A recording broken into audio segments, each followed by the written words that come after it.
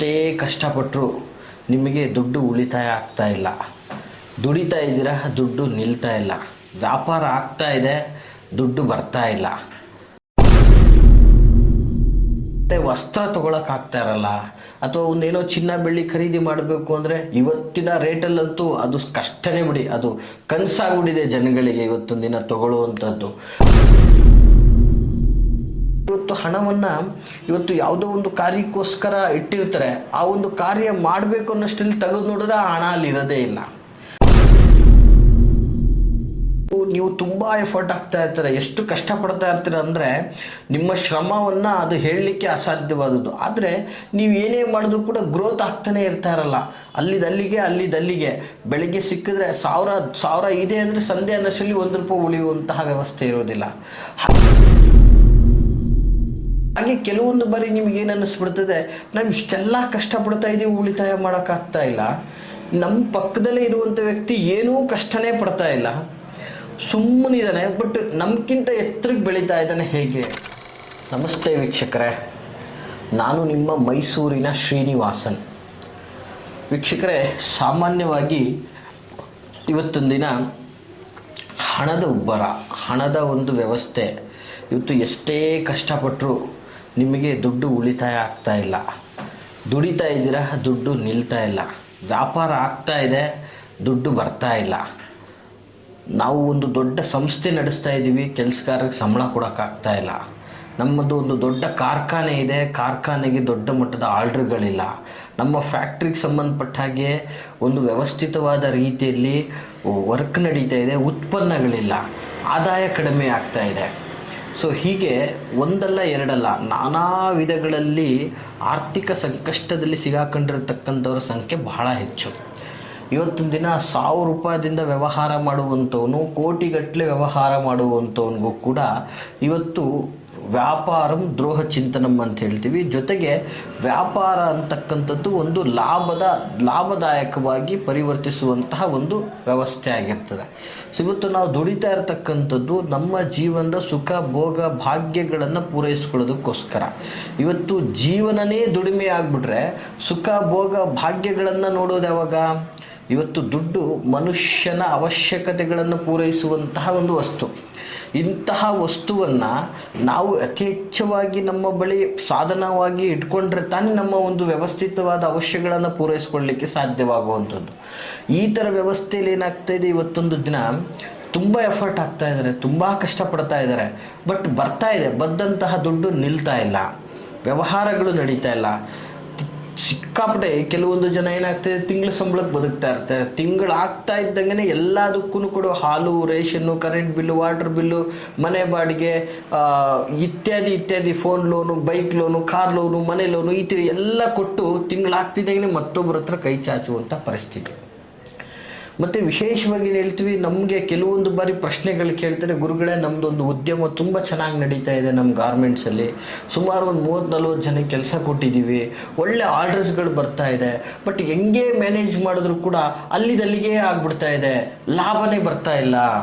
₹1 ನಾವು ಇಳುವರಿ ನೋಡೋರ ಕಣ್ಣಿಗೆ ಏನಪ್ಪ ಇಂಥ ದೊಡ್ಡ ವ್ಯವಸ್ಥಿತವಾದ ಉದ್ಯಮವನ್ನು ಸೃಷ್ಟಿ ಮಾಡ್ಕೊಂಡಿದ್ದಾನೆ, ಕಮ್ಸೆ ಕಮ್ ತಿಂಗಳಿಗೆ ಲಕ್ಷಾಂತರ ಲಾಭ ಮಾಡ್ತಾ ಇದ್ದಾನೆ ಅಂತ ಜನಗಳು ನೋಡಲಿಕ್ಕೆ ಹೇಳ್ತಾರೆ. ಬಟ್ ಆದರೆ ನಮ್ಮ ಹತ್ರ ₹1 ಉಳಿತಾ ಇಲ್ಲ. ನೋಡಿ, ಸಾಮಾನ್ಯವಾಗಿ ಮೊನ್ನೆ ರೀಸೆಂಟಾಗಿ ಹೇಳಿದಂತಹ ಒಂದು ವ್ಯಕ್ತಿಯ ಕಥೆ ಇದು. ಈ ರೀತಿ ಆಗ್ತಾ ಇರುತ್ತೆ. ಮತ್ತು ಕೆಲವೊಂದು ಬಾರಿ ಏನಾಗ್ತಾ ಇರ್ತದೆ, ವ್ಯಕ್ತಿಗಳಿಗೆ ಈ ಒಂದು ಆರ್ಥಿಕ ಸಂಕಷ್ಟಗಳಿಂದಾಗಿ ಒಂದು ಒಳ್ಳೆಯ ವಸ್ತ್ರ ತೊಗೊಳಕ್ಕಾಗ್ತಾ ಇರಲ್ಲ, ಅಥವಾ ಒಂದೇನೋ ಚಿನ್ನ ಬೆಳ್ಳಿ ಖರೀದಿ ಮಾಡಬೇಕು ಅಂದರೆ ಇವತ್ತಿನ ರೇಟಲ್ಲಂತೂ ಅದು ಕಷ್ಟನೇ ಬಿಡಿ, ಅದು ಕನಸಾಗ್ಬಿಟ್ಟಿದೆ ಜನಗಳಿಗೆ ಇವತ್ತೊಂದು ದಿನ ತೊಗೊಳ್ಳುವಂಥದ್ದು. ಜೊತೆಗೆ ಏನಾಗ್ತಾ ಇದೆ, ಇವತ್ತು ಒಂದು ಉದ್ಯಮ ವ್ಯವಸ್ಥೆ ಇವತ್ತೇನೋ ಒಂದು ಲಾಭ ಬರ್ತಾ ಇದೆ, ಇದನ್ನು ಬೇರೆ ಎಲ್ಲೋ ಒಂದು ಕಡೆ ಇದನ್ನು ಮಾಡಿ ಇನ್ನೊಂದಷ್ಟು ಹಣವನ್ನು ಮಾಡಬೇಕು ಅನ್ನುವಂಥ ವಿಚಾರಕ್ಕೆ ಹೋಗ್ತಾನೆ, ಉಳಿತಾಯನೇ ಆಗ್ತಾ ಇರಲ್ಲ. ಇವತ್ತು ವ್ಯಾಪಾರ ಆಗಿದೆ ಗುರುಗಳೇ, ಒಳ್ಳೆ ವ್ಯಾಪಾರ, ಜನ ನೋಡಿದ್ರೆ ಸಿಕ್ಕಾಪಟ್ಟೆ ಜನ ಬಂದಿದ್ದಾರೆ, ಬಟ್ ಗಲ್ಲದಲ್ಲಿ ನೋಡಿದ್ರೆ ₹1 ಉಳಿತಾಯ ಇಲ್ಲ, ಎಲ್ಲಿ ಹೋಗ್ತಾ ಇದೆ ದುಡ್ಡು ಅನ್ನೋದು ಗೊತ್ತಾಗ್ತಾ ಇಲ್ಲ. ಹೀಗೆ ನಿಮಗೆ ಲಕ್ಷ್ಮಿ ಪ್ರಾಪ್ತಿ ಆಗ್ತಾ ಇದೆ, ಆ ಲಕ್ಷ್ಮಿ ಸ್ಥಿರವಾಗಿ ನಿಲ್ತಾ ಇಲ್ಲ ಅನ್ನುವಂತಹ ವಿಚಾರಕ್ಕೆ ಇವತ್ತೊಂದು ದಿನ ನಾನು ಮಾತಾಡ್ತಾ ಇದ್ದೀನಿ ವೀಕ್ಷಕರೇ. ಬಹಳ ಅದ್ಭುತವಾದಂತಹ ವಿಚಾರ ಇದು. ಈ ಒಂದು ವಿಡಿಯೋನ ಸಂಪೂರ್ಣವಾಗಿ ಸ್ಕಿಪ್ ಮಾಡದೆ ನೋಡಿ, ಇದು ನಿಮಗೆ ಅನಿವಾರ್ಯವಾಗಿರ್ತಕ್ಕಂಥದ್ದು ವೀಕ್ಷಕರೇ. ಆಮೇಲೆ ಏನಾಗ್ತಾ ಇದೆ, ಇವತ್ತು ಕೂಲಿ ಕಾರ್ಮಿಕರುಗಳಿಂದ ಹಿಡಿದು ಒಂದು ಉದ್ಯಮದಲ್ಲಿ, ಒಂದು ವ್ಯವಹಾರದಲ್ಲಿ, ಅಥವಾ ಇವತ್ತು ಯಾವುದೇ ಒಂದು ಸರ್ಕಾರಿಯೇತರ ನೌಕರಿ, ಎಲ್ಲ ಒಂದು ವ್ಯವಸ್ಥಿತವಾದ ಉದ್ಯಮದಲ್ಲಿರ್ತಕ್ಕಂಥವ್ರಿಗೆ ಈ ಮಾಹಿತಿ ಬಹಳ ಮುಖ್ಯವಾಗಿರ್ತಕ್ಕಂಥದ್ದು. ಸಾಮಾನ್ಯವಾಗಿ ಏನಾಗ್ತದೆ, ಇವತ್ತು ಹಣವನ್ನು ಯಾವುದೋ ಒಂದು ಕಾರ್ಯಕ್ಕೋಸ್ಕರ ಇಟ್ಟಿರ್ತಾರೆ, ಆ ಒಂದು ಕಾರ್ಯ ಮಾಡಬೇಕು ಅನ್ನೋಷ್ಟರಲ್ಲಿ ತೆಗೆದು ನೋಡಿದ್ರೆ ಆ ಹಣ ಅಲ್ಲಿ ಇರೋದೇ ಇಲ್ಲ. ಕೆಲವೊಂದು ಬಾರಿ ಇಟ್ಟಂಥ ಹಣ ಯಾವುದೋ ಅನಿವಾರ್ಯ ಕಾರಣಗಳಿಂದ ಖರ್ಚಾಗ್ಬಿಟ್ಟಿರುತ್ತೆ, ಇನ್ನೂ ನಮ್ಮ ಮೈಂಡಲ್ಲಿ ನಾವು ಇಟ್ಟಿದ್ದೀವಿ ಅನ್ನುವಂತಹ ಆಲೋಚನೆಯಲ್ಲೇ, ಅಂದರೆ ಆ ಒಂದು ಹ್ಯಾಲುಸಿನೇಷನಲ್ಲೇ ಬದುಕ್ತಾ ಇರ್ತೀವಿ. ಕೆಲವೊಂದು ಬಾರಿ ನೋಡಿ, ಈ ಹಣದ ವ್ಯವಸ್ಥೆ ಅಂತ ಬಂದಾಗ, ಈ ಆರ್ಥಿಕ ವಿಚಾರದಲ್ಲಿ ಇವತ್ತು ನೀವು ತುಂಬ ಎಫರ್ಟ್ ಆಗ್ತಾ ಇರ್ತಾರೆ, ಎಷ್ಟು ಕಷ್ಟಪಡ್ತಾ ಇರ್ತೀರ ಅಂದರೆ ನಿಮ್ಮ ಶ್ರಮವನ್ನು ಅದು ಹೇಳಲಿಕ್ಕೆ ಅಸಾಧ್ಯವಾದದ್ದು. ಆದರೆ ನೀವು ಏನೇ ಮಾಡಿದ್ರೂ ಕೂಡ ಗ್ರೋತ್ ಆಗ್ತಾನೆ ಇರ್ತಾ ಇರಲ್ಲ. ಅಲ್ಲಿದ್ದಲ್ಲಿಗೆ ಬೆಳಗ್ಗೆ ಸಿಕ್ಕಿದ್ರೆ ಸಾವಿರ ಇದೆ ಅಂದರೆ ಸಂಧೆ ಅನ್ನೋಷ್ಟರಲ್ಲಿ ₹1 ಉಳಿಯುವಂತಹ ವ್ಯವಸ್ಥೆ ಇರೋದಿಲ್ಲ. ಹಾಗೆ ಕೆಲವೊಂದು ಬಾರಿ ನಿಮ್ಗೇನು ಅನ್ನಿಸ್ಬಿಡ್ತದೆ, ನಾವು ಇಷ್ಟೆಲ್ಲ ಕಷ್ಟಪಡ್ತಾ ಇದ್ದೀವಿ, ಉಳಿತಾಯ ಮಾಡೋಕ್ಕಾಗ್ತಾ ಇಲ್ಲ. ನಮ್ಮ ಪಕ್ಕದಲ್ಲೇ ಇರುವಂಥ ವ್ಯಕ್ತಿ ಏನೂ ಕಷ್ಟನೇ ಪಡ್ತಾ ಇಲ್ಲ, ಸುಮ್ಮನಿದ್ದಾನೆ, ಬಟ್ ನಮ್ಗಿಂತ ಎತ್ತರಕ್ಕೆ ಬೆಳೀತಾ ಇದ್ದಾನೆ. ಹೇಗೆ ನಮಗೆ ಯಾಕೆ ಲಕ್ಷ್ಮಿ ಕಟಾಕ್ಷ ಆಗ್ತಾ ಇಲ್ಲ, ಲಕ್ಷ್ಮಿ ಯಾಕೆ ನಮಗೆ ಪ್ರಾಪ್ತಿ ಆಗ್ತಾ ಇಲ್ಲ ಅನ್ನುವಂಥದ್ದು. ಸೊ ಜೊತೆಗೆ ವಿಶೇಷವಾಗಿ ಇನ್ನೊಂದು ಏನಾಗ್ತಾ ಇರ್ತದೆ ವೀಕ್ಷಕರೇ, ನಿಮ್ಮ ಮನೆಯ ವ್ಯವಸ್ಥೆ. ಇವತ್ತು ಲಕ್ಷ್ಮಿ ಬರಬೇಕು ಮನೆಯೊಳಗೆ, ಆ ಮನೆಯಲ್ಲಿ ಲಕ್ಷ್ಮಿ ಸ್ಥಿರವಾಗಿ ನೆಲೆಸಬೇಕು ಅಂತಂದರೆ ಮನೆಯ ವ್ಯವಸ್ಥೆನೂ ಕೂಡ ಶುದ್ಧಿಯಾಗಿರಬೇಕು, ಮನಸ್ಸು ಶುದ್ಧಿಯಾಗಿರಬೇಕು. ನೋಡಿ, ಅದೆಲ್ಲ ಒಂದು ಕಡೆ ಎಲ್ಲವೂ ಕರೆಕ್ಟಾಗಿದೆ ಗುರುಗಳು, ಆದರೂ ಬರ್ತಾ ಇಲ್ಲ ಅನ್ನುವಂತಹ ವಿಚಾರಕ್ಕೆ ನೋಡಿ, ಈ ಒಂದು ಮಂತ್ರ ಸಾಧನೆಯಿಂದ ನೋಡಿ, ಮಂತ್ರದಿಂದ ಎಲ್ಲವನ್ನೂ ಕೂಡ ಪಡಿಬೋದು. ಮಂತ್ರಕ್ಕೆ ಅದರದ್ದೇ ಆದಂತಹ ಒಂದು ಮಹತ್ವ ಇದೆ. ಮಂತ್ರದಿಂದ ದೇವತೆಗಳೇ ಇವತ್ತೊಂದು ದಿನ ಅವರು ಬೇಕಾದದ್ದನ್ನು ಪಡೆದು ಶಕ್ತಿ ಸಾಮರ್ಥ್ಯವನ್ನು ಹೆಚ್ಚಿಸ್ಕೊಂಡಿರ್ತಕ್ಕಂಥದ್ದು ಪುರಾಣಗಳಲ್ಲಿ, ಇತಿಹಾಸಗಳಲ್ಲಿ, ಅಥವಾ ವಾಹಿನಿಗಳಲ್ಲಿ, ನೀವು ಕಾರ್ಯಕ್ರಮಗಳಲ್ಲಿ, ಸಿನಿಮಾಗಳಲ್ಲಿ ನೋಡಿರ್ತಕ್ಕಂಥದ್ದು. ಯಾವುದು ಕೂಡ ಅಸತ್ಯ ಅಲ್ಲ. ಕಾಲ್ಪನಿಕವಾಗಿ ಬರೆದಿದ್ರು ಅದರಲ್ಲಿ 10% ಸತ್ಯ ಇದ್ದೇ ಇರ್ತದೆ ವೀಕ್ಷಕರೇ. ಹೀಗೆ ಮಂತ್ರಕ್ಕೆ ಅದರದ್ದೇ ಆದಂತಹ ಶಕ್ತಿ ಇದೆ.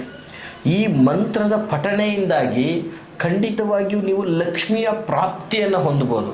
ಅಂದರೆ ಲಕ್ಷ್ಮಿ ಸದಾ ನಿಮ್ಮ ಮನೆಯಲ್ಲಿ ಕಾಲು ಮುರ್ಕೊಂಡು ಬೀಳುವಂತಹ ವ್ಯವಸ್ಥೆ ಆಗಿರ್ತದೆ. ಮತ್ತು ನಿಮ್ಮ ವ್ಯಾಪಾರ ವ್ಯವಹಾರ ವಹಿವಾಟುಗಳಲ್ಲಿ ನಿಮಗೆ ಬಂದಂತಹ ಹಣ ಉಳಿತಾಯವಾಗುವಂಥ ವ್ಯವಸ್ಥೆ ಆಗಿರ್ತದೆ. ಮತ್ತು ವ್ಯಾಪಾರ ವ್ಯವಹಾರ ಅಭಿವೃದ್ಧಿ ಆಗ್ತದೆ.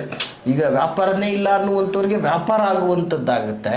ಜೊತೆಗೆ ವಿಶೇಷವಾಗಿ ನಾನಾ ಮೂಲಗಳಿಂದ ಇವತ್ತು ಒಬ್ಬ ವ್ಯಕ್ತಿ ಒಂದೇ ಕಾರ್ಯ ಮಾಡಲ್ಲ, ಒಂದು ವ್ಯಾಪಾರ ವ್ಯವಹಾರ, ಅದು ಸೈಡ್ ಬಿಸ್ನೆಸ್ ಅಂಥೇಳಿ ಯಾವುದ್ಯಾವುದೋ ಕಾಂಟ್ರಾಕ್ಟ್ ಬೇಸು, ಇನ್ನೊಂದು ಮತ್ತೊಂದು, ಒಂದು ದೊಡ್ಡ ಮಟ್ಟದ ಒಂದು ಕಾಂಟ್ರಾಕ್ಟ್ಗಳು ತೆಗೆದುಕೊಳ್ಳುವಂಥದ್ದು, ಕನ್ಸ್ಟ್ರಕ್ಷನ್ ಫೀಲ್ಡ್ ಮಾಡುವಂಥದ್ದು, ನಾನಾ ವಿಧದ ಒಂದು ಕಾರ್ಯಗಳಲ್ಲಿ ನಿರತನಾಗಿರ್ತಾನೆ. ಎಲ್ಲ ವಿಧದಲ್ಲೂ ನಿಮಗೆ ಆರ್ಥಿಕವಾದಂಥ ರೀತಿಯಲ್ಲಿ ಹರಿವು ಬರಬೇಕು, ಲಾಭದಾಯಕವಾದಂತಹ ಒಂದು ಕಾರ್ಯಗಳಾಗಬೇಕು. ಏನಾಗ್ತದೆ, ಒಂದು ಒಳ್ಳೆ ವ್ಯವಸ್ಥಿತವಾದ ಲಾಭದಾಯಕ ಕಾರ್ಯಪ್ಪ, ಇನ್ನೇನು ಈ ಕಾರ್ಯ ಬಂದರೆ ನಮ್ಗೆ ಒಳ್ಳೆಯದಾಗುತ್ತೆ ಅನ್ನೋಷ್ಟರಲ್ಲಿ ಕೈ ಬಿಟ್ಟು ಹೋಗ್ಬಿಡ್ತದೆ. ಆಸೆಯನ್ನು ತೋರಿಸಿ ಮೋಸ ಆಗ್ತಾ ಇರ್ತಕ್ಕಂಥದ್ದು. ಮತ್ತು ಕೆಲವೊಂದು ರಿಯಲ್ ಎಸ್ಟೇಟ್ ಉದ್ಯಮಿಗಳಿಗೆ ಇವತ್ತು ಒಂದು ವ್ಯಾಪಾರ ಮಾಡ್ತಾ ಇರ್ತಾರೆ, ಈ ವ್ಯಾಪಾರ ಆಗಿಬಿಟ್ರೆ ನಮ್ಗೆ 1% ಕಮಿಷನ್ ಬಂದ್ಬಿಡುತ್ತಪ್ಪ, ಲಕ್ಷಾಂತರ ರೂಪಾಯಿ ಲಾಭ ಆಗಿಬಿಡುತ್ತೆ ಅನ್ನುವಂಥ ಆಸೆ ಪಟ್ಟಿರ್ತಾರೆ. ಇನ್ನೇನು ಆಗಬೇಕು ಆಗೋದಿಲ್ಲ. ಹೀಗೆ ಲಕ್ಷ್ಮಿಯ ವ್ಯವಸ್ಥೆ ಅಂದರೆ ಧನದ ಒಂದು ವ್ಯವಸ್ಥೆ, ದುಡ್ಡಿನ ಒಂದು ವ್ಯವಸ್ಥೆ ಏನಾಗ್ತಾ ಇದೆ, ಒಂದು ಬರುವಂತಹ ವ್ಯವಸ್ಥೆಯಲ್ಲಿ ದಾರಿ ತಪ್ಪೋಗ್ತಾ ಇದೆ. ನಿಮಗೆ ಕೈಗೆ ಬರುವಂಥದ್ದು ಬಾಯಿಗೆ ಬರ್ತಾ ಇಲ್ಲ. ಎಲ್ಲ ವಿಧದಲ್ಲೂ ಕೂಡ ಬರೀ ಏನಾಗ್ತಾ ಇದೆ, ಆಸೆ, ನನಗೆ ಹಿಂಗೆ ಬಂದ್ಬಿಡುತ್ತೆ, ನಾನು ಹಿಂಗೆ ಮಾಡಬೇಕು, ಆ ಥರ ಒಂದು ಆಲೋಚನೆ ಇಟ್ಕೊಳ್ಳೋನಷ್ಟಲ್ಲೇ ಆ ಆಲೋಚನೆಗೆ ಕತ್ತರಿ ಬೀಳ್ತಾ ಇದೆ. ಸೊ ಇಂತಹ ಸಮಸ್ಯೆಗಳಿಂದ ಹೊರಬರಬೇಕು. ಲಕ್ಷ್ಮಿ ನಮಗೆ ಸದಾ ಪ್ರಾಪ್ತಿಯಾಗ್ತಾ ಇರಬೇಕು. ಹೋದಲ್ಲಿ ಬಂದಲ್ಲಿ ಲಾಭವಾಗಿ ನಾವು ಹಿಂದಿರುಗಬೇಕು. ನಮಗೆ ಎಲ್ಲ ಮೂಲಗಳಿಂದನೂ ಕೂಡ ನಮಗೆ ಆರ್ಥಿಕವಾದ ಒಂದು ಹರಿವು ನಮಗೆ ಬರಬೇಕು ಅಂತಂದರೆ ಈ ಒಂದು ಮಂತ್ರವನ್ನು ಪಠನೆ ಮಾಡಿ ವೀಕ್ಷಕರೇ. ಇದು ಬಹಳ ಅದ್ಭುತವಾದಂತಹ ಮಂತ್ರ ಆಗಿರ್ತದೆ. ಈ ಮಂತ್ರವನ್ನು ಎಷ್ಟು ಶ್ರದ್ಧಾಭಕ್ತಿಯಿಂದ ನೀವು ಪಠನೆ ಮಾಡ್ತೀರೋ ಅಷ್ಟು ನಿಮಗೆ ಲಕ್ಷ್ಮೀ ಪ್ರಾಪ್ತಿ ಆಗ್ತದೆ ಅಂತ ಹೇಳಕ್ಕೆ ಇಷ್ಟಪಡ್ತೀನಿ. ಯಾವ ರೀತಿಯಾಗಿ ಅಂತಂದರೆ, ಈ ಮಂತ್ರವನ್ನು ಭಕ್ತಿಯಿಂದ ಪ್ರತಿದಿನ, ಬರೀ ಜಸ್ಟ್ ಸುಮಾರು ಪ್ರತಿದಿನ ಒಂದು 11 ಬಾರಿ ಪಠನೆ ಮಾಡಿ. 11 ಬಾರಿಯಂತೆ ವಿಶೇಷವಾಗಿ ಒಂದು ಅರ್ಧ ಮಂಡಲ ಅಂದರೆ 28 ದಿನಗಳ ಕಾಲ ಇದನ್ನು ಪಠನೆ ಮಾಡಿ ಸಾಕು ವೀಕ್ಷಕರೇ. ಖಂಡಿತವಾಗಿಯೂ ನೀವು ಲಕ್ಷ್ಮಿಯನ್ನು ಪ್ರಾಪ್ತಿಗೊಳಿಸ್ಕೋಬೋದು. ಲಕ್ಷ್ಮಿ ನಿಮ್ಮ ಕೈ ಸೇರುತ್ತೆ, ನೀವು ಅಭಿವೃದ್ಧಿ ಕಾಣ್ಬೋದು, ಇಂಪ್ರೂವ್ಮೆಂಟ್ ಆಗ್ಬೋದು, ಉನ್ನತ ಸ್ಥಾನಕ್ಕೆ ನೀವು ಹೋಗ್ಬೋದು ಅಂತ ಹೇಳಕ್ಕೆ ಇಷ್ಟಪಡ್ತೀನಿ. ಇವತ್ತು ಹಣ ನಿಮ್ಮ ಒಂದು ವ್ಯವಸ್ಥಿತವಾದ ರೀತಿಯಲ್ಲಿ ಬರ್ತಾ ಇದ್ದರೆ ಮನುಷ್ಯನ ಆಲೋಚನೆ ತುಂಬ ಬ್ರಾಡಾಗಿ ಬೆಳೀತಾ ಹೋಗ್ತದೆ, ನಾನಾ ವಿಧದಲ್ಲಿ ಅನುಕೂಲ ಆಗ್ತಾ ಹೋಗ್ತದೆ ಅಂತ ಹೇಳಲಿಕ್ಕೆ ಇಚ್ಛೆಪಡ್ತೀನಿ. ಯಾವುದಪ್ಪ ಮಂತ್ರ ಅಂತಂದರೆ ಬಹಳ ಅದ್ಭುತವಾದಂತಹ ಮಂತ್ರ ಆಗಿರ್ತದೆ ವೀಕ್ಷಕರೇ. ಮಂತ್ರ ಸ್ವರೂಪ ಹೀಗಿರ್ತಕ್ಕಂಥದ್ದು, ನೋಟ್ ಮಾಡ್ಕೊಳ್ಳಿ. ಮತ್ತೆ ಅರ್ಥ ಆಗಿಲ್ಲ ಅಂದರೆ ದಯವಿಟ್ಟು ಮತ್ತೊಂದು ಸರಿ ವಿಡಿಯೋವನ್ನು ಕೇಳ್ಕೊಳ್ಳಿ. ಇದು ಹೇಗೆ ಅಂಥೇಳಿ ಇದಕ್ಕೆ ಸಂಬಂಧಪಟ್ಟಂಥ ಪ್ರಶ್ನೆಗಳನ್ನು ಕೇಳಲಿಕ್ಕೆ ದಯಮಾಡಿ ಕರೆ ಮಾಡಬೇಡಿ ಅಂತ ಹೇಳ್ತಾ ವೀಕ್ಷಕರೇ, ಮಂತ್ರ ಸ್ವರೂಪ ಹೀಗಿರ್ತಕ್ಕಂಥದ್ದು: ಓಂ ಹ್ರೀಂ ಶ್ರೀಂ ಕಲಿಕುಂಡ ದಂಡ ಸ್ವಾಮಿನ್ ಆಗಚ್ಚ, ಆತ್ಮಮಂತ್ರಾನ್ ಆಕರ್ಷಾಯ ಆಕರ್ಷಾಯ, ಆತ್ಮಮಂತ್ರಾನ್ ರಕ್ಷ ರಕ್ಷ, ಪರಂ ಮಂತ್ರಾನ್ ಚಿಂದಿ ಚಿಂದಿ, ಸಹಿಂತ ಕುರು ಕುರು ಸ್ವಾಹ. ವೀಕ್ಷಕರೇ, ಮತ್ತೊಂದು ಸಲ ನಿಮಗೆ ಮಂತ್ರ ಸ್ವರೂಪವನ್ನು ಹೇಳ್ಕೊಡ್ತಾ ಇದ್ದೀನಿ. ಮಂತ್ರ ಸ್ವರೂಪ ಹೀಗಿರ್ತಕ್ಕಂಥದ್ದು: ಓಂ ಹ್ರೀಂ ಶ್ರೀಂ ಕಲಿಕುಂಡ ದಂಡ ಸ್ವಾಮಿನ್ ಆಗಚ್ಚ, ಆತ್ಮಮಂತ್ರಾನ್ ಆಕರ್ಷಾಯ ಆಕರ್ಷಾಯ, ಆತ್ಮಮಂತ್ರಾನ್ ರಕ್ಷ ರಕ್ಷ, ಪರಂ ಮಂತ್ರಾನ್ ಚಿಂದಿ ಚಿಂದಿ, ಸಹಿಂತಾಂ ಕುರು ಕುರು ಸ್ವಾಹ.